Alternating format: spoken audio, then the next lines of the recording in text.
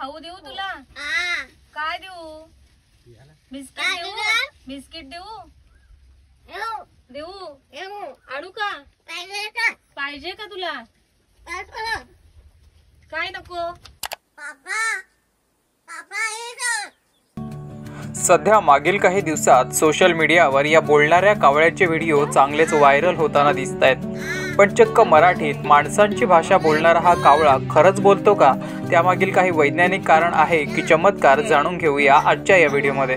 नमस्कार, मी हर्षित चुरी आणि आज आपण जाणून घेणार आहोत या बोलक्या कावळ्याचं रहस्य। मुंबई लगतच्या आमच्या पालघर जिल्ह्यातल्या वाडा या तालुक्यात अतिदुर्गम अशा भागात वसलेलं गारगाव हे छोटंसं गाव। या गावात एका आदिवासी कुटुंबाजवळ एक पाळलेला कावळा चक्क बोलायला लागलाय।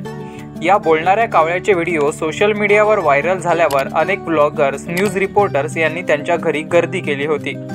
या कावळ्याबद्दल माहिती देताना कुटुंबीय म्हणतात की साधारणतः 3 वर्षांअगोदर 15 दिवसांचं हे कावळ्यांचं पिल्लू त्यांना एका झाडाखाली जखमी अवस्थेत सापडलं होतं। त्यानंतर ते त्याला घरी घेऊन आले आणि त्याची काळजी घेत त्याचे संगोपनही केले। बघता बघता हे कावळ्याचं पिल्लू लहानाचं मोठं झालं आणि पूर्ण कुटुंबियासोबतच त्याच्या घरात राहत होतं। पण मागील 2-3 महिन्यांअगोदर या कावळ्याने चक्क काका अशी हाक देण्यास सुरुवात केली आणि कुटुंबियांना आश्चर्याचा धक्काच बसला। काका, ताई, आई अशा सर्वांना हाका देत या कावळ्याला वाचा फुटली। माणसांनी पाळलेले पक्षी बोलू लागले ही काही नवीन गोष्ट नाही, पण भारतात पहिल्यांदाच असं दिसून आलं की चक्क कावळा बोलतोय। खाऊ देऊ तुला? काय देऊ? बिस्किट देऊ? बिस्किट देऊ? देऊ? आणू का? पाहिजे का तुला?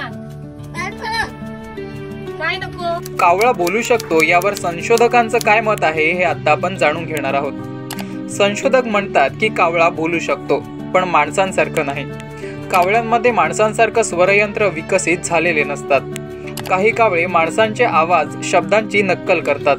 कावळ्यांची स्मरणशक्ती खूप चांगली असते। कावळ्यांमध्ये बदला घेण्याची वृत्ती देखील असते। माणसांनी त्रास दिल्यास ते बदला घेतात। हा कावळा बोलतोय यात काही नवल नाहीये। माणसात राहिल्यामुळे तो शब्दांची नक्कल करतोय हेच अंतिम सत्य। पण केवळ व्ह्यूजसाठी या गरीब आदिवासी कुटुंबाच्या घरी असंख्य ब्लॉगर्स, पत्रकार जाताना दिसतायत, कावळ्याचे व्हिडिओ काढताना दिसतायत, मुलाखत घेताना दिसतायत। कारण आता आहे तर आम्ही सांभाळू ना त्याला। किती वाटते का आता कावळा जो आहे तो चोरीला पण जाऊ शकतो तुमचा, कारण आता माहीत लोकांना झालाय तर तसा वाटते असा कधी कधी।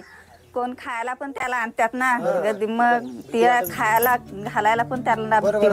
हे पण असू शकतं की त्याला काहीतरी खराब वस्तू खायला घालतील आणि कारण एक पंचक्रोशीत त्याचं आकर्षण झालेलं आहे, बरोबर। एक तुमचं देखील त्याच्यासोबत नाव जोडलं जातंय आणि तुमचं कुठेतरी वाईट बघण्याच्या वाईट करण्याच्या दृष्टीने त्याला देखील इजा पोहोचू शकतं। तर आता आली कोण खायला घेऊन आले का आम्ही त्याला सांगता का आधी त्याला खायला घालू नका असा, बरोबर बोलता।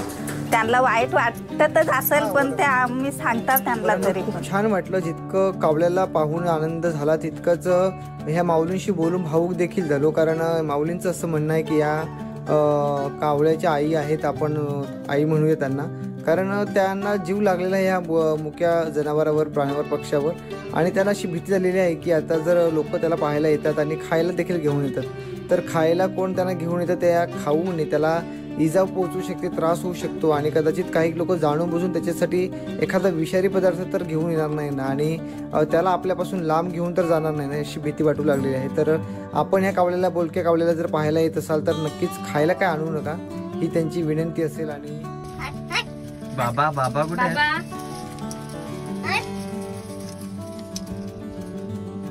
आजचा हा व्हिडिओ तुम्हाला कसा वाटला कमेंट करून नक्की सांगा आणि अशाच माहितीपूर्ण व्हिडिओसाठी आपल्या चॅनलला सबस्क्राईब करायला विसरू नका।